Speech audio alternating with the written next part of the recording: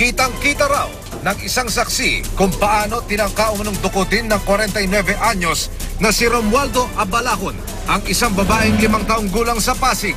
Nakita ko lang po inihila yung bata eh. Tapos hinihila, saan mo dadalhin? Hindi ko po alam. Basta tinawag ko na po yung bata eh. Kaya pinapasok ko na po sa bahay nila. Para siyang kakaibang kinikilos.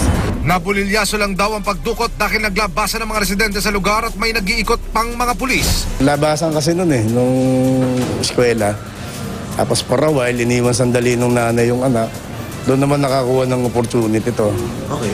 Yung suspect natin, asawak-awak na niya, may nakakita, tinuro dun sa beat patroller ko, si PO1 Toquero. Isang passenger van daw ang nag-aantabay sa lugar pero madali rin daw itong umalis nang makitang naglalabasan na ang mga tao. Kulay green po yung van, kulay lumot po.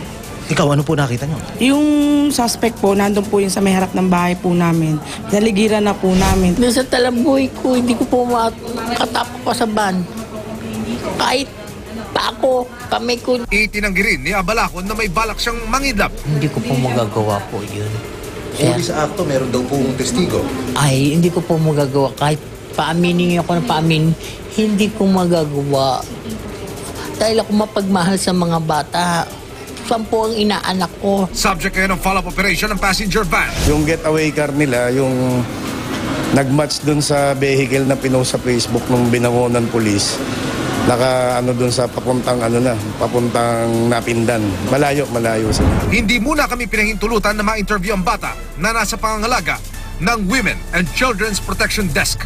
Pero ayon sa kanyang ina, tutuluyan nilang kasuhan ng suspect. Sa General Santos City naman, napadpad at nailigtas ang isang bata na dinukot noong March 9 sa Antipas, Cotabato. Sa pahayag ng batang si alias Junjun sa mga otoridad, papauwi na siya galing sa paralan nang huminto ang isang van sa harapan niya at sa pilitan siyang pinasakay ng 3 lalaki. Sa loob ng van, tinakpan umano ang kanyang mga mata gamit ang panyo at tinalian. Sa isang silang bahay umano siya dinala. Narinig umano niya ang usapan ng dumukot sa kanya na papatayin siya at kukunin ang kanyang kidney. Nang isasakay na siya ulit sa van, nakatakas umano ang bata. Nakawala daw siya, na nabuksan yung pinto, kaya tumakbo siya. Ito is masasabi natin isolated case ito. Hindi pa natin makonfirm kung talaga bang persahan siyang dinala o kusa siyang sumama. Nakauwi na sa kanyang mga magulang si alias Junjun. Ako si Emil Sumangil, ang inyong saksi.